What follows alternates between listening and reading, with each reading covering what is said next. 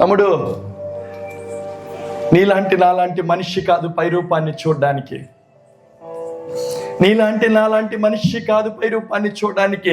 నీ హృదయాన్ని చూడగలిగిన దేవుడు, నీ మనస్సును చూడగలిగిన దేవుడు, నీ గుండె లోతుల్ని తొంగి చూడగలిగిన దేవుడు.